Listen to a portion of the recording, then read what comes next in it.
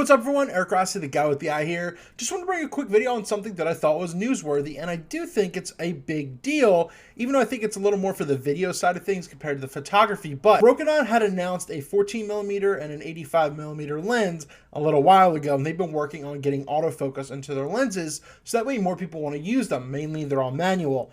The 85 f1.2 for Canon only right now is officially out, and it's shipping only right now. I don't think anyone has them in stock per se, but like for example B&H, they're just shipping them, and here it is right here. The Rokinon XP stands for like excellent performance. It's like Sigma's art line, 85mm f1.2. so there it is right there. It is a manual focus lens though, so if that kind of throws you off or turns you off or whatever, it's pretty interesting. But I've used the 14mm before. I've used their fisheyes and everything like that, and they are pretty darn good lenses for what they are at a fraction of the price. So Rokinon is now stepping up to the game where they're now charging more as well. But that was one of the big things of the allures, is that they were way more affordable compared to everyone else. And I'll show you a slew of other options in just a second as well.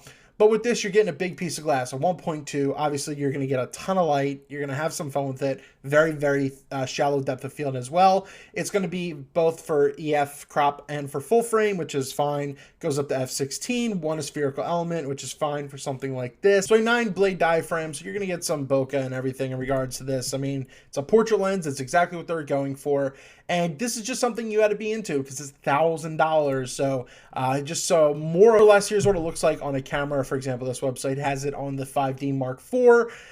Just to see what it is. It looks pretty simplistic, nothing too fancy, nothing too interesting. I mean, from what I was reading, that these are also smooth apertures. They're D-click, so if you want to use it for video or anything like that, it should be very easy to do so. And just a note, you'll see them called a Rokinon lens or Samyang or probably Bauer, and they're all the same exact thing. So don't get thrown off or anything by that. So I'm be interested to see what it was.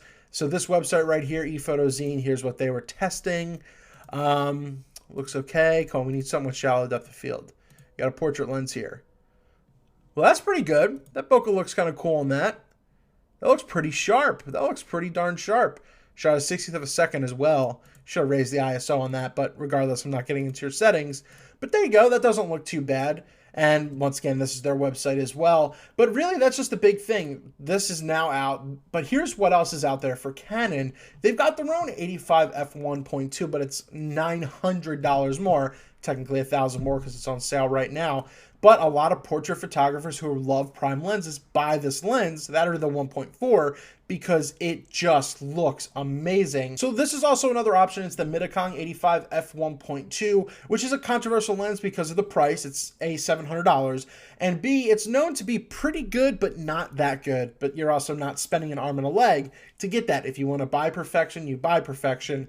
And someone just says it just doesn't look good, and the breathing changes a little bit depending on your focus, which happens in lenses, and that's what like the Nikon 70-200 and all that kind of stuff. And some lenses have these lens and focus breathing issues, and that's just what it is. But I think that it's going to be a better option than this. But then, just example on the Nikon side in regards to 1.2, they've got a popular old school 50 1.2 they can see for $700, and their closest right now is a 85 f1.4, which you see is for $1,600, and that's obviously the flagship portrait lens for a lot of Nikon photographers out there as well. So interested to see what this is going to be. I'll do my best to get a hands on it to see what we can do.